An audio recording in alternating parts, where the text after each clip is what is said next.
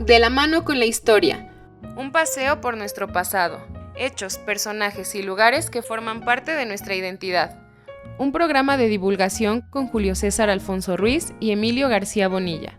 Te invitamos a caminar con nosotros de la mano con la historia.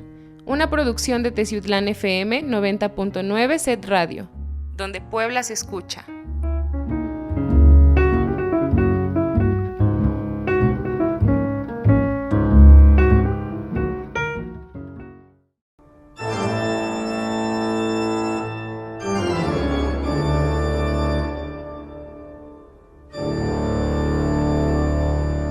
Muy buenas tardes, amigos y amigas. Hoy los saludamos de nueva cuenta en su programa De la mano con la historia, en la edición número 31, como todos los miércoles de 6 a 7 de la tarde. Emilio García Bonilla, buenas tardes. ¿Qué tal? Julio César Alfonso Ruiz, amigos y amigas de la mano con la historia. Una vez más los saludamos, como todos los miércoles, aquí desde el Sistema Estatal de Telecomunicaciones, Set Radio, XHTZ del 90.9 Teciutlán FM, donde Puebla se escucha. Transmitimos desde la antigua estación del ferrocarril de Teciutlán y les recordamos que nuestros números para llamadas es el 231-31-329-73 y para mensajes el 231-100-1579. Esta es una emisora integrante de la red de radiodifusoras educativas y culturales de México.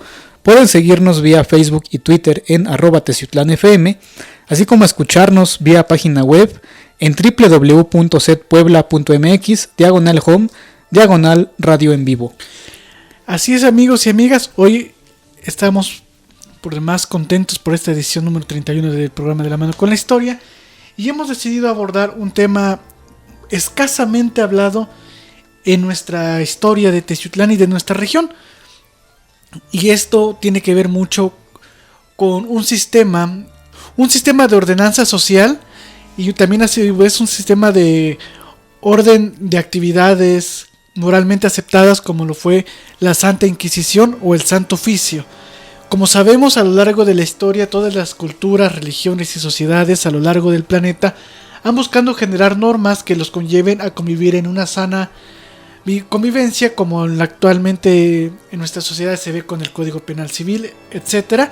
Y pues justamente en épocas remotas así ocurría, y justamente el Santo Oficio fue creado por los reyes católicos Fernando II de Aragón e Isabel I de Castilla para perseguir a quienes renegaban de la fe cristiana en una época en la que las diferencias de religión lo eran también políticas y por tanto ponían en peligro el poder de la realeza. El Tribunal del Santo Oficio de la Inquisición existió en Nueva España desde el año 1522, aunque fue instaurado formalmente en 1571 y permaneció en funciones hasta 1820, ejerciendo una siniestra vigilancia sobre las creencias y costumbres de los súbditos e imponiendo castigos que iban desde obligar a los inculpados a desdecirse públicamente de afirmaciones inadecuadas, ya fuera para el gobierno, para el propio clero o para sus propias familias, hasta quemarlos vivos en una hoguera o apedrearlos en vía pública. Así es, amigos y amigas, como ya escucharon, en este programa vamos a estar comentando acerca de la Inquisición aquí en nuestra región de Teciutlán. Por lo tanto, los invitamos a que se queden en el programa y que estén atentos a todo lo que vamos a comentar, porque realmente es un tema muy interesante. Yo quisiera empezar con una frase de don Vicente Riva-Palacio que incluyó en el prólogo de una de sus novelas. Él fue un escritor muy prolífico del siglo XIX y entre los temas que abordó hay muchos de la época de la colonia y muchos relacionados con el Santo Oficio de la Inquisición. Entonces, en este texto que yo comento, que más adelante voy a volver a él dice: me preguntarás, lector, dos cosas. La primera, ¿por qué en la mayor parte de mis novelas hablo de la Inquisición? Te contestaré que en toda la época de la dominación española en México, apenas puede dar el novelista o el historiador un solo paso sin encontrarse con el Santo Tribunal, que todo lo abarcaba y todo lo invadía. Y si encontrártelo en una novela te causa disgusto, considera qué les causaría a los que vivieron en aquellos tiempos encontrar al Santo Oficio en todos los pasos de su vida, desde la cuna hasta el sepulcro, desde la memoria de sus ascendientes hasta el porvenir de su más remota generación.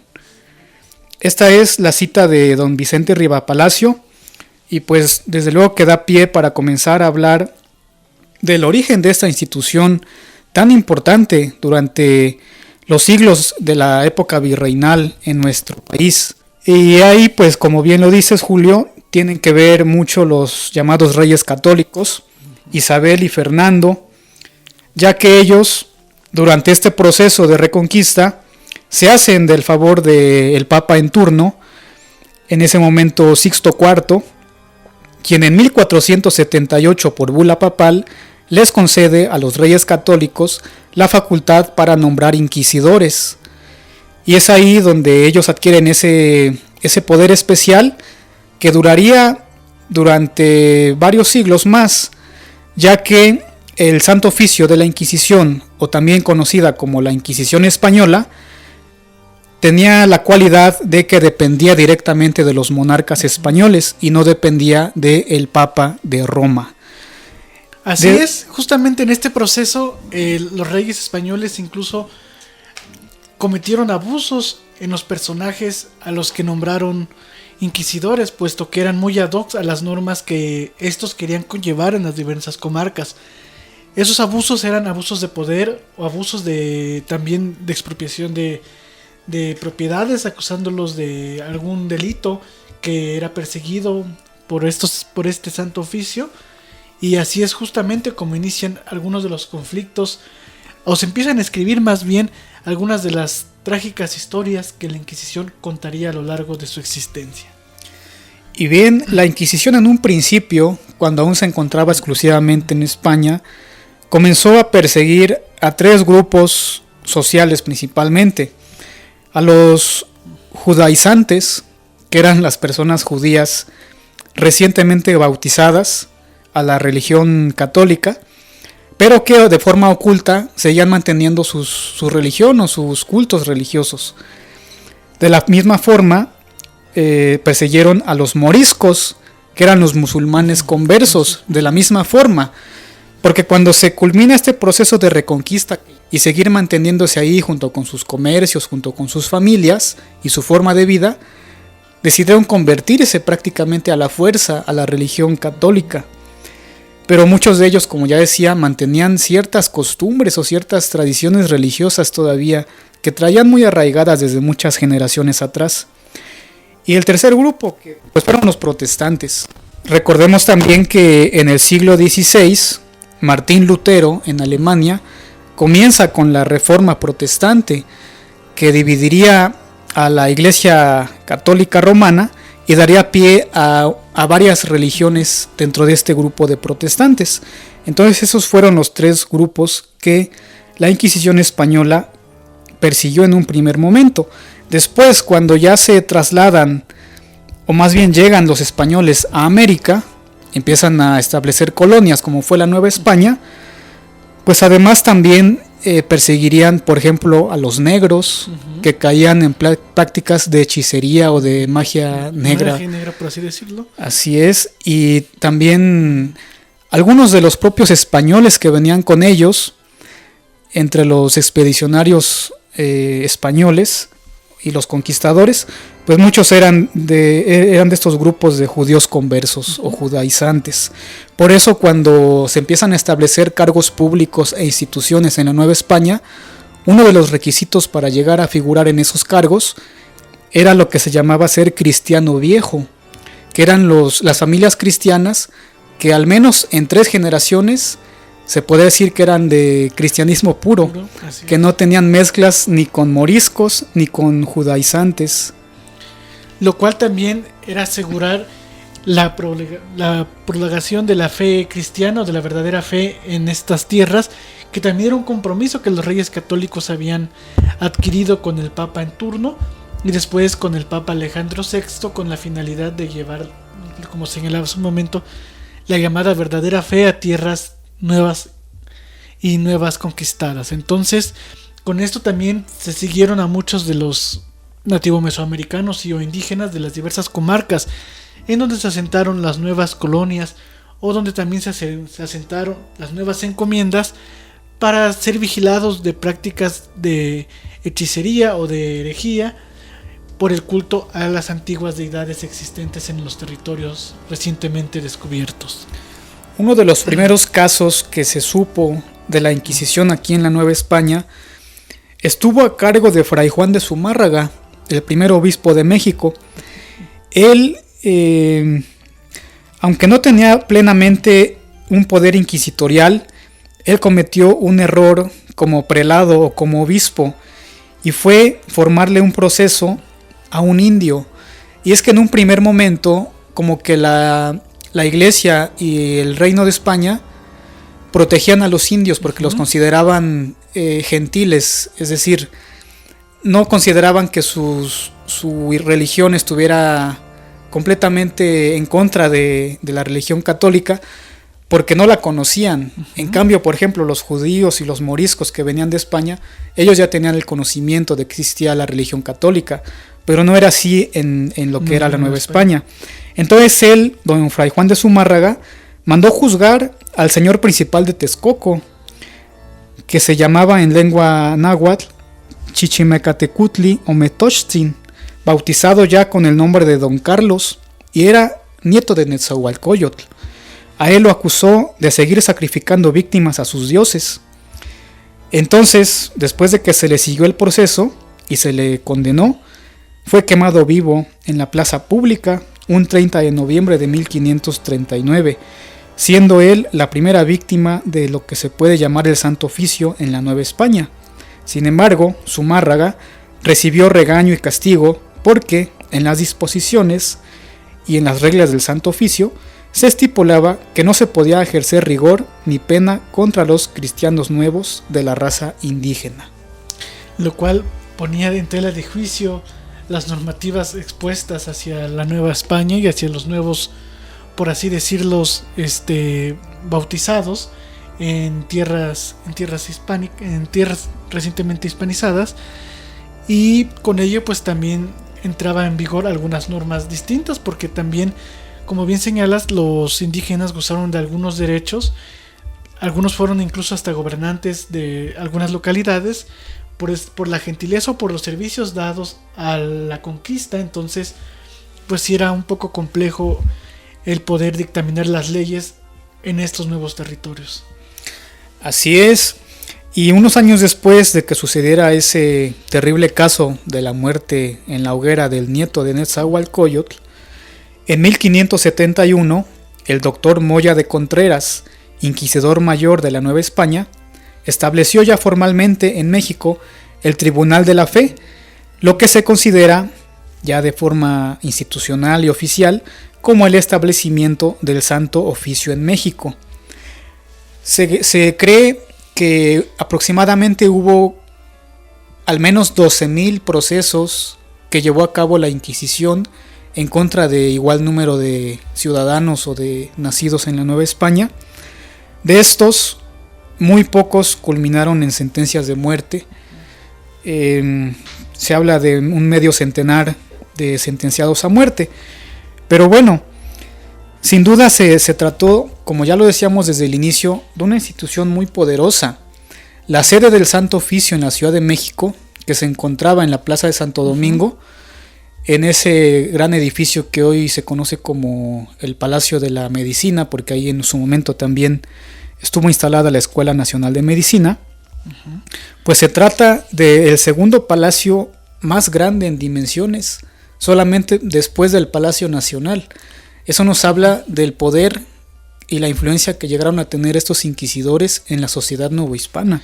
Así es, y no tan solo política, sino también económica, porque incluso llegaron a sufragar a cabildos, que ya por ahí estaremos abordando más adelante, e incluso también en este espacio, por las condiciones arquitectónicas, fue el primer colegio militar en la Ciudad de México antes que se trasladara hacia el fuerte de San Carlos en Perote, este edificio de la Inquisición.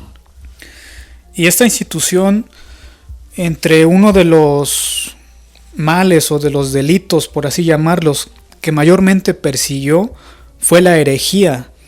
Este acto era considerado como la máxima ofensa en contra de la Iglesia, ya que iba en contra del dogma, de las creencias, y se condenaba ya fuera con la hoguera o con los azotes.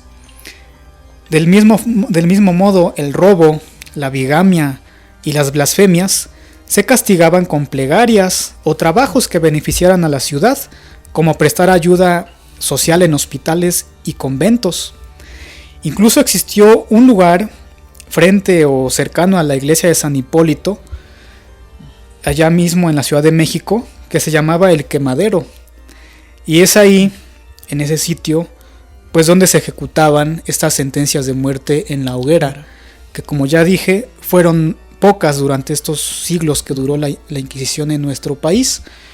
Pero bueno, no porque fueran pocas no son cosa menor, no son de lamentar. Así es, y además en ocasiones los casos registrados también tenían que ver por así llamarlo, mala fe de vecinos o individuos que por alguna razón mandaban a sentenciar o acusar a sus semejantes por algún conflicto de interés o por alguna rencilla familiar o de juego. Así hubo muchos casos en la Inquisición. Así es, y también hubo casos plenamente confirmados que sí tenían razón de ser y de condenarse, porque había, como siempre ha habido, mucha gente rebelde que iba en contra de lo establecido, que se burlaba de las creencias por todos aceptadas. Por ejemplo, hay un parrafito que a mí me llamó la atención de un autor, bueno, que lo recoge un autor en un libro titulado La Inquisición Española, de un trabajador textil de Cataluña, esto es en España, del año 1632, y dice así el proceso: preguntándole si creía en Dios, dijo que sí, y diciéndole qué es creer en Dios, respondió que era comer bien, beber fresco y levantarse a las 10. O sea, él ahí plenamente estaba aceptando su culpabilidad y ya viéndose derrotado, pues no le quedaba más que burlarse de la autoridad eclesiástica. Así es, a sabiendas también que el castigo ya estaba más que dictaminado, pues ya era mejor divertirse en espera de la sentencia. Y justamente como también pasó hasta incluso en las propias embarcaciones, en donde también había una representación del Santo Oficio para vigilar el comportamiento de los navegantes hacia estas nuevas tierras.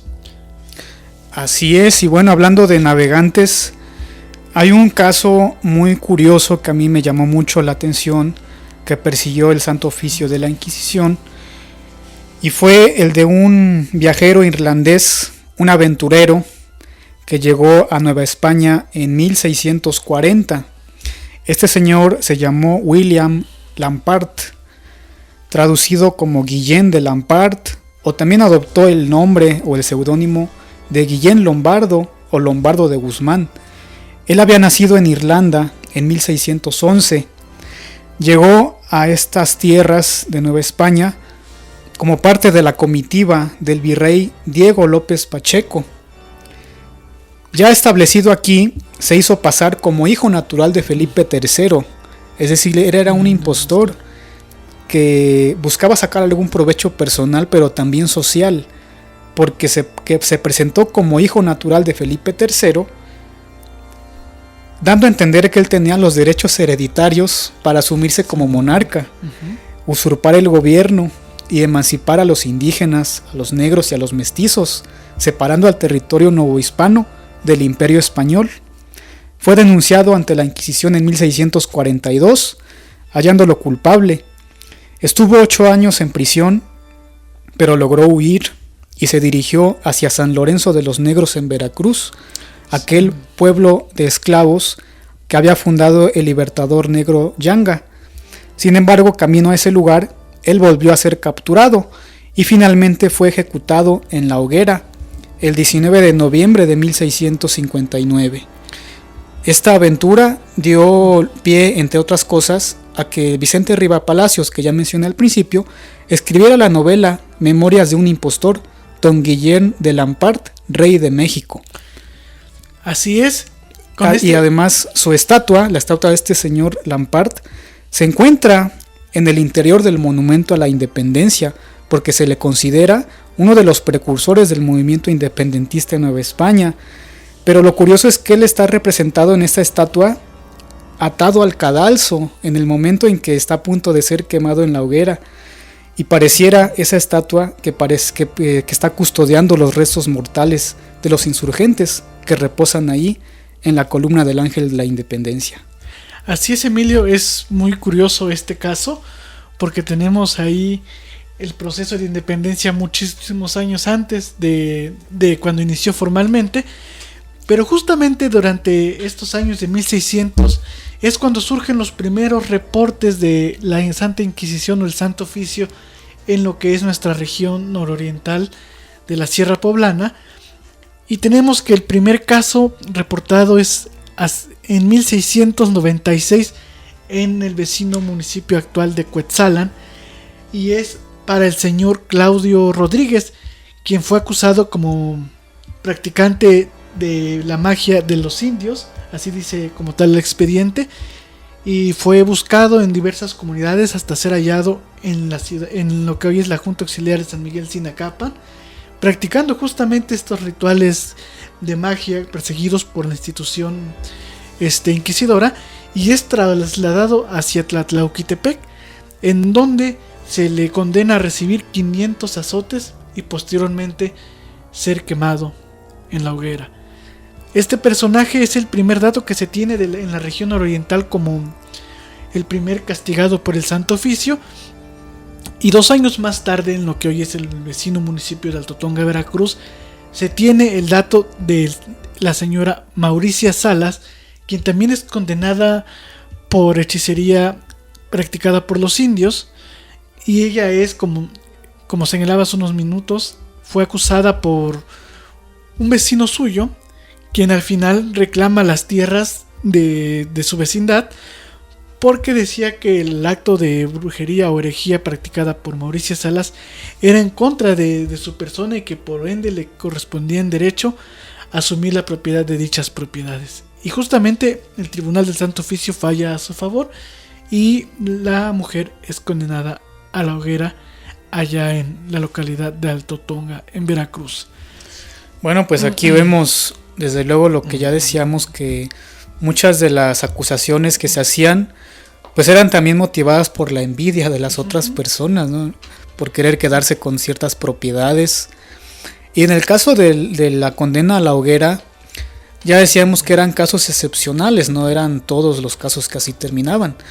Y es más, no toda la gente era quemada viva, porque había la opción de que en el último momento lograran arrepentirse de sus pecados o de sus males, y entonces los ahorcaban o los hacían que perdieran la vida de otra forma, y al final pues ya el cuerpo era lo que quemaban en la hoguera. Así es. Después tenemos 2 noticias curiosas hacia 1761 y 1762, pero ya para nuestra ciudad de Santa María de Teciutlán, en una minuta de 216 fojas que llevan el caso de 2 familiares. El primero, el señor Manuel Bacarando, que fue acusado de prácticas herejes en contra de la fe cristiana aquí en nuestra ciudad, lo que hoy es nuestra ciudad, y al año siguiente es a su hermano Marcos Bacarando, quien era cura, por cierto, y se le acusa de incitar a una fémina de Teciutlán en confesión a practicar actividades inapropiadas para la Inquisición, y ambos fueron castigados en la vía pública con azotes aquí en la ciudad, aparte de generar distintas actividades para resarcir el daño moral hecho tanto a la fe cristiana como a la sociedad de buenas costumbres de la época. Así termina el expediente de 216 fojas de este caso de 2 hermanos que fueron los primeros en ser castigados por la Inquisición en nuestra ciudad de Teciutlán. Posteriormente tenemos también para el año de 1762 otro dato de un expediente de la Inquisición que habla sobre la prisión al señor don Diego González Díaz Gallo, notario del Santo Oficio de orden del capitán de milicias del pueblo de Teciutlán, quien llevaba por nombre Juan Díaz de la Fuente. Y esto fue porque Diego González de Díaz, notario de los partidos de Pánuco y Tampico, acusó a este personaje de incitar a su esposa en una visita aquí en Teciutlán de actividades no morales y no cristianas en nuestra ciudad, y es castigado y es separado de ese dote o título que gozaba como notario del Santo Oficio aquí en nuestra ciudad, y es castigado en las latitudes del fuerte de lo que sería donde se erigiría el fuerte de San Carlos. Ahí era donde sufrieron el castigo, porque el inquisidor que lo castigó venía desde el antiguo puerto de Veracruz.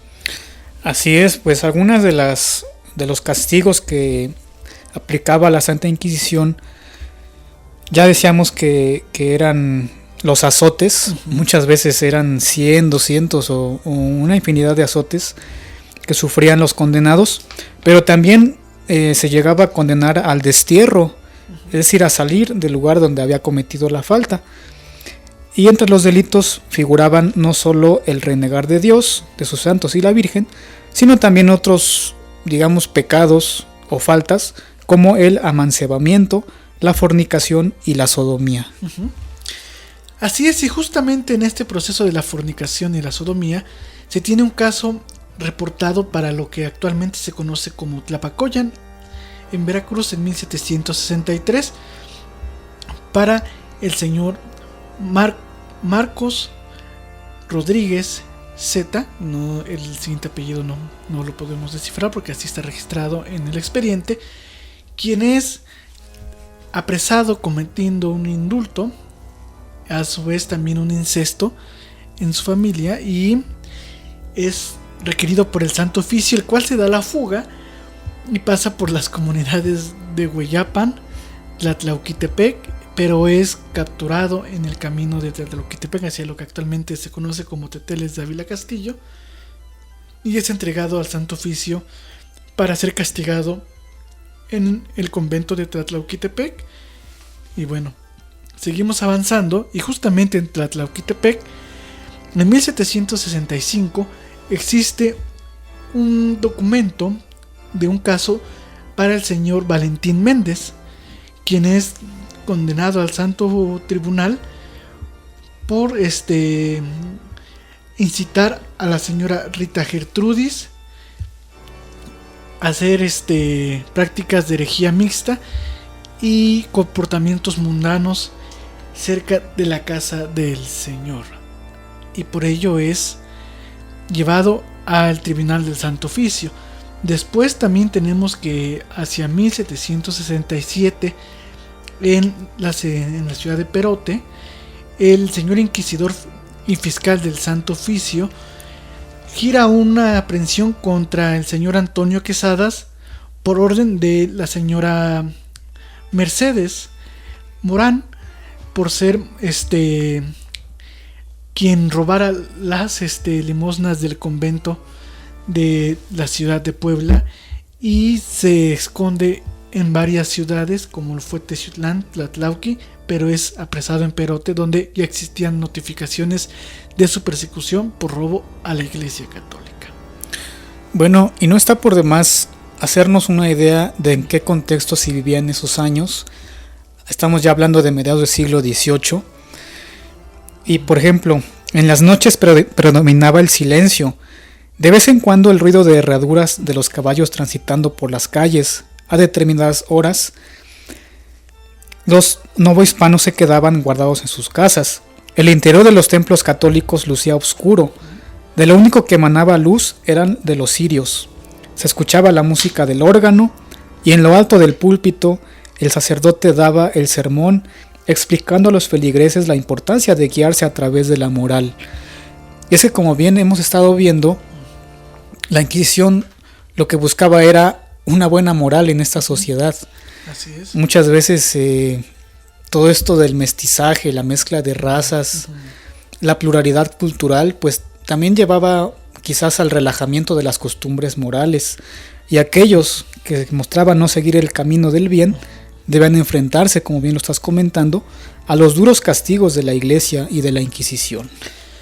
Así es, para el 1777 se tienen noticias para el alcalde mayor de Teciutlán sobre la sentencia a Miranda García en el municipio de Chignautla, en la localidad de Chignautla de esa época, escrito como Chinantla en las fuentes, en la cual se refiere este dato, sobre el caso de generar proposiciones indebidas a un comandante de las fuerzas realistas en un domingo santo. Por esa situación fue condenada a un castigo público, si no especifica cuál fue, en el lugar del templo de San Mateo allá en Chignautla.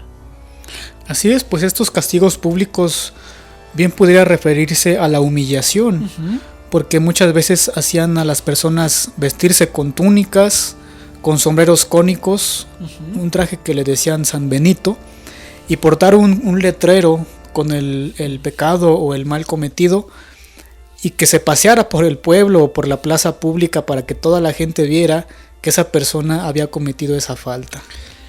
Así es, y después, justamente pasando algunos años más, tenemos para la localidad de Jalacingo, en lo que es nuestro vecino estado de Veracruz, el caso de la Inquisición contra el señor Jaime Arriaga en 1771. Este caso fue bastante grave, al parecer, porque fue impuesto a la disposición del Inquisidor General de Nueva España y fue juzgado por los señores del Consejo de Su Majestad Suprema, con sede aquí en el Virreinato de la Nueva España, y no se sabe en el expediente qué pasó con este personaje, pero fue llevado a la Ciudad de México. O sea, desde Jalacingo se le llevó hasta la Ciudad de México para ser castigado allá. Por eso, desde mi interpretación, es algo de extrema gravedad para haber requerido el traslado de los inquisidores de la Ciudad de México a Jalacingo, y de Jalacingo llevado hacia la Ciudad de México para ser juzgado. Y bien, amigos y amigas, les queremos recordar que estamos en el programa De la Mano con la Historia, hoy platicando acerca de la Santa Inquisición en nuestra región de Teciutlán. Estamos en el Sistema Estatal de Telecomunicaciones, SET Radio, XHTZ del 90.9 Teciutlán FM, donde Puebla se escucha, transmitiendo desde la antigua estación del ferrocarril de Teciutlán, y los teléfonos en cabina es el 231-31, 329-73 y el 231-100-1579. Esta es una emisora integrante de la red de radiodifusoras educativas y culturales de México, y pueden seguirnos a través de Facebook y Twitter en @teciutlanfm, así como escucharnos vía página web en www.setpuebla.mx/home/radio en vivo. Así es, amigos, y bueno, tenemos que también para 1764 y 1765 existen dos expedientes del Santo Oficio para la sección de aquí de Teciutlán, uno en contra del señor Francisco Flandes, acusado por su cuñada de actividades de rara procedencia y actividades extrañas de culto, lo cual fue rápidamente sancionado en vía pública. Y posteriormente, el año siguiente, don Pablo Flandes, hermano de este personaje, sacerdote de la entonces llamada Santa María de Teciutlán, también es acusado por actos indebidos y propuestas inmorales hacia su cuñada de índole carnal, lo cual también lo conlleva a la separación de su cargo aquí en Teciutlán y también a un duro castigo aquí en nuestra ciudad, que consistió en azotes, rezos y pedida de disculpas hacia los personajes indultados, por así decirlo, y o también afectados por esta actividad. Pero además también se llamó a todo el pueblo mediante todo el sonido de todas las campanas de las capillas en ese entonces existentes, para que vieran el castigo y quedara claro el por qué se consideraba un pecado esa actividad y lo que podía conllevar a un castigo. Después tenemos que hacia 1777, en un expediente de 228 hojas, se encuentra al señor Juan Rodríguez, vecino de Teciutlán, diciendo que el señor don Esteban Tirón, vecino también de esta ciudad, tenía una caja que contenía ropa de los usos del señor Miguel del Castillo, quien justamente al haber perdido unas prendas de ropa empezó a enfermarse, por lo cual se dice que este personaje llamado Esteban de Tirón había ocurrido la magia negra para enfermar al señor Miguel del Castillo y quedarse con las propiedades de las localidades del Jobo, ahora en nuestro vecino municipio de Tlapacoyan, por lo cual solicitó a la recopilación de las Indias en Veracruz la intercesión del Santo Oficio, el cual tuvo a bien resolver esta petición, y el personaje llamado Esteban de Tirón fue llevado hacia la ciudad de Veracruz, y después de ello ya no existieron datos al respecto del personaje y el castigo.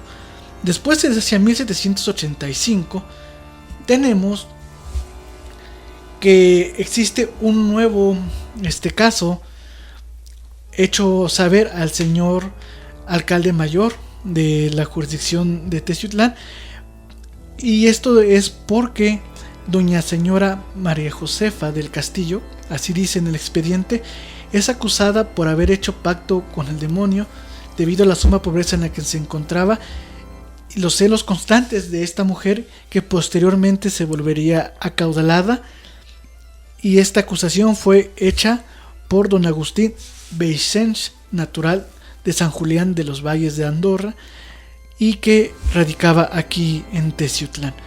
Siguen avanzando los años y existen otros casos, como el de 1786, en donde en el cuaderno segundo de la causa seguida por el señor fiscal del Santo Oficio contra don Juan Manuel de la Mora y Orcasitas, se aprehendió a este personaje y se remite de Teciutlán al reo de la Mora para la Inquisición de México el 4 de octubre de ese año, en donde se declaró demente y fue recluido en el hospital de San Hipólito en la Ciudad de México. También la demencia era un caso seguido por la Inquisición. Y recordaban que hace unos minutos, cuando entrábamos en el programa de La Mano con la Historia, hablábamos de la Inquisición como generadora de recursos económicos y de poder político, y pues eso tiene que ver mucho en 1795, cuando el Santo Oficio empieza a cobrarle a los cabildos de Puebla y Guadalajara un préstamo de más de 270,000 pesos de la época, y inicia a generar persecuciones contra principales de estos partidos por los pagos indebidos a los préstamos solicitados. Y bueno, hay varios casos que permean en este asunto.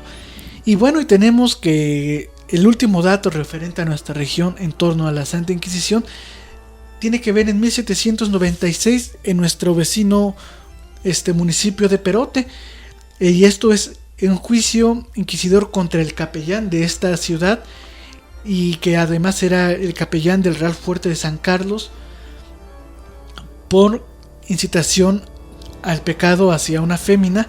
Pero también es acusado el párroco del mismo pueblo por actos que ahora podríamos llamar corrupción en los números de ingresos de las limosnas, los cuales fueron destinados al fusilamiento, cosa muy semejante como lo que pasó con el párroco de Teciutlán de 1794, que también fue llevado al fusilamiento después de la separación de sus cargos, obviamente.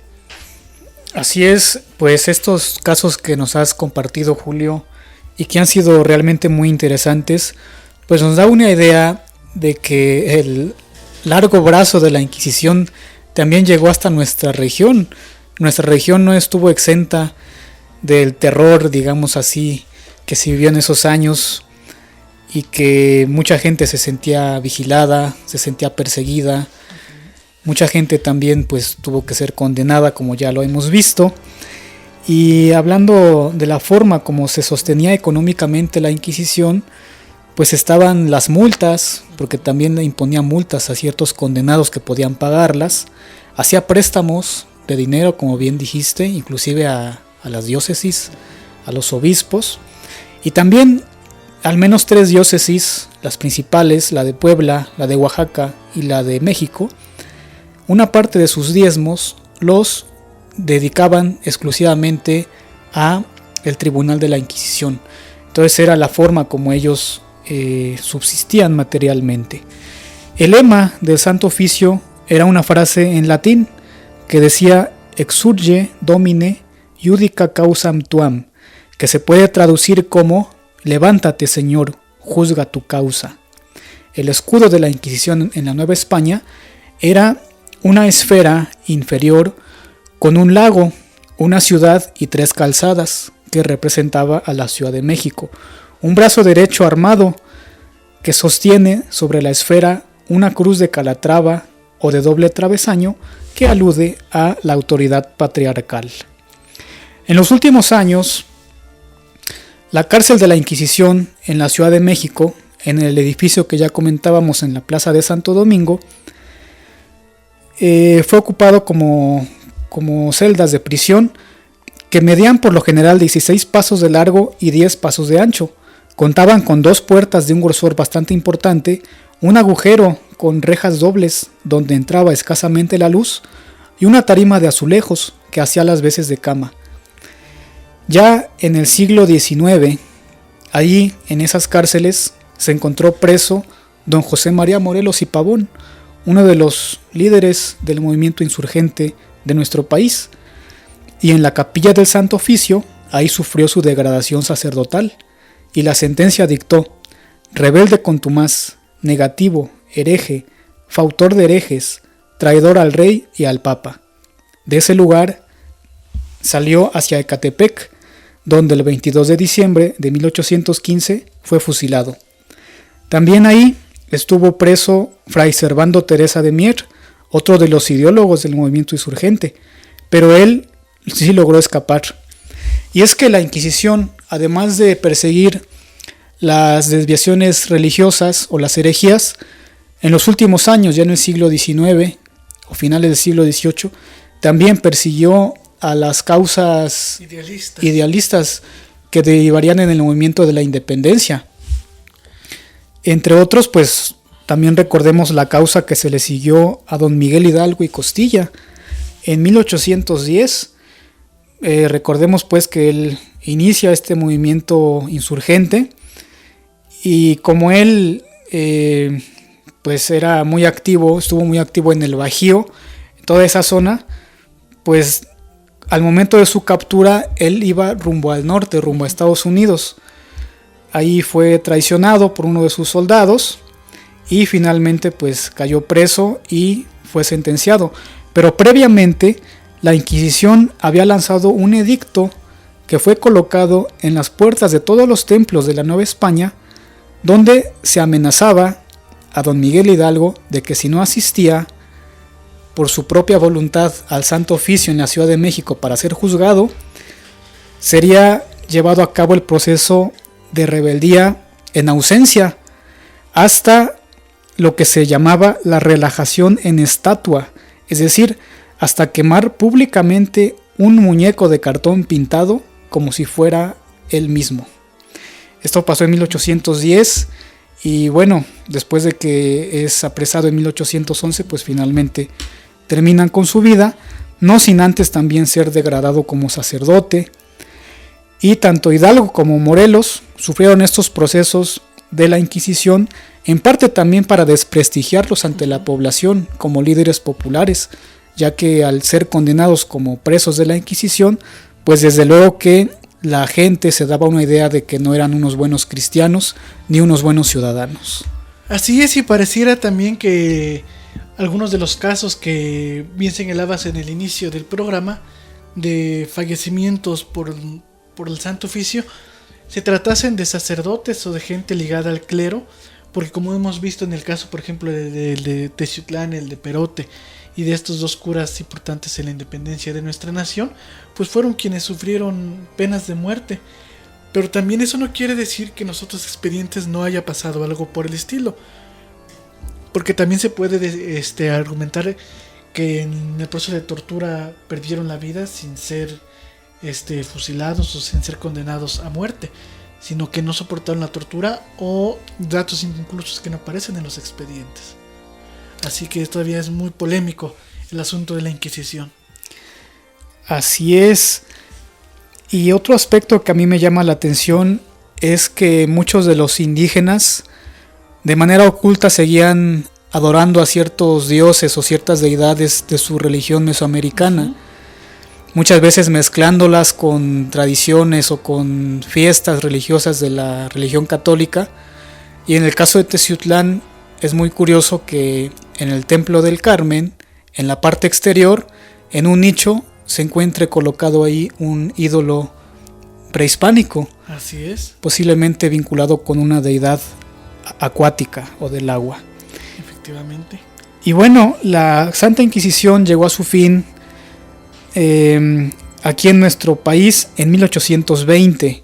Desde 1812, cuando en España se discutía la Constitución de Cádiz de tipo liberal, también se acordó abolir la Inquisición.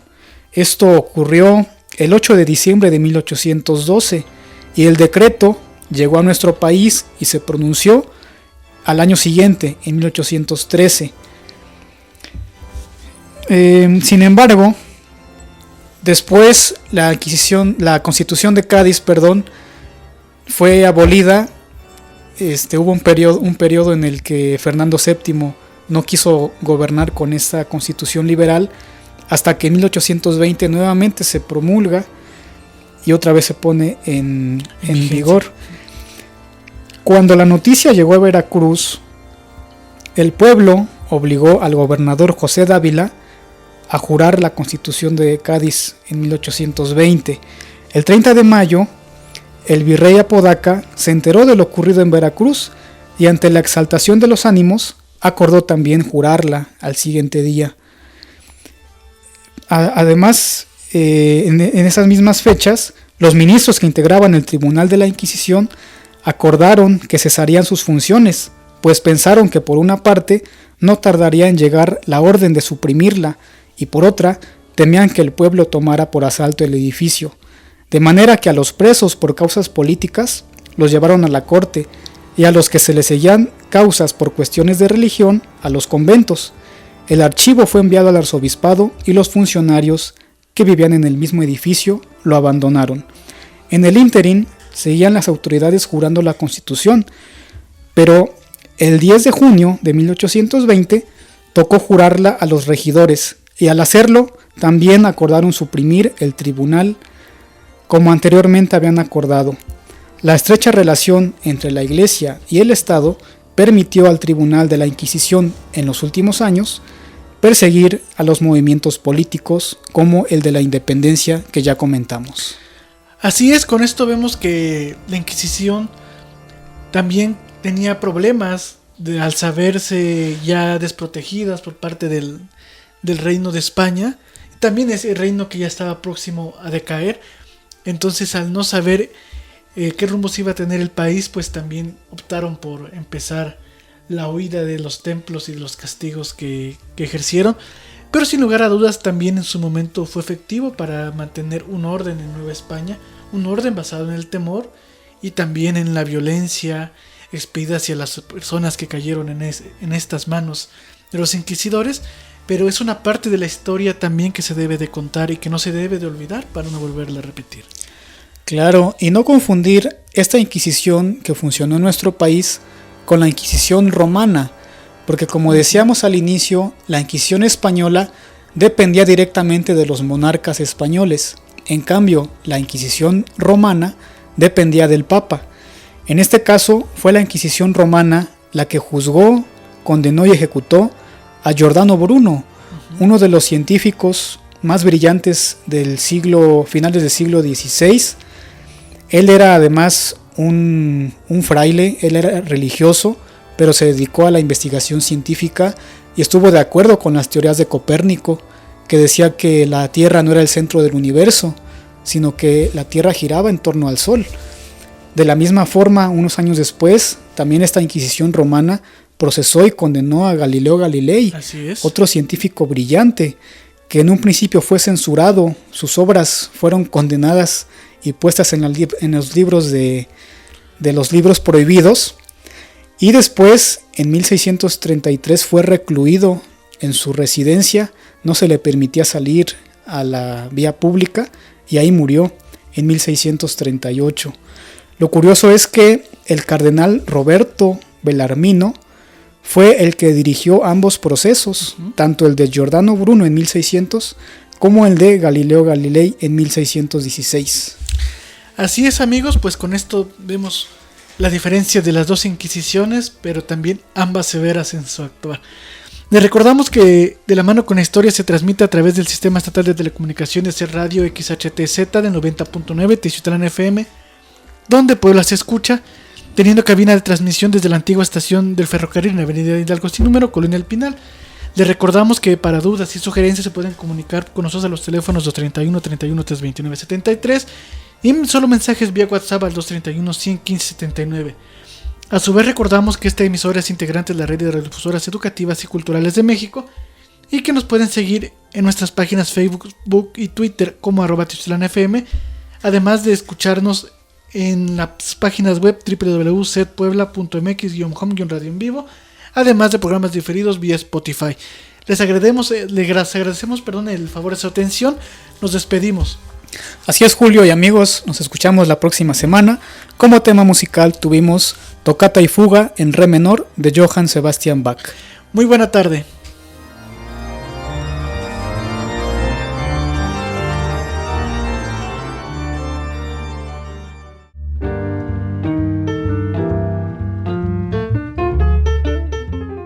Paseando por la historia de esta región y estado, llegamos al final de esta edición. Nos escuchamos con libreta en mano el próximo miércoles para seguir caminando de la mano con la historia. Una producción de Teciutlán FM 90.9 Set Radio, donde Puebla se escucha.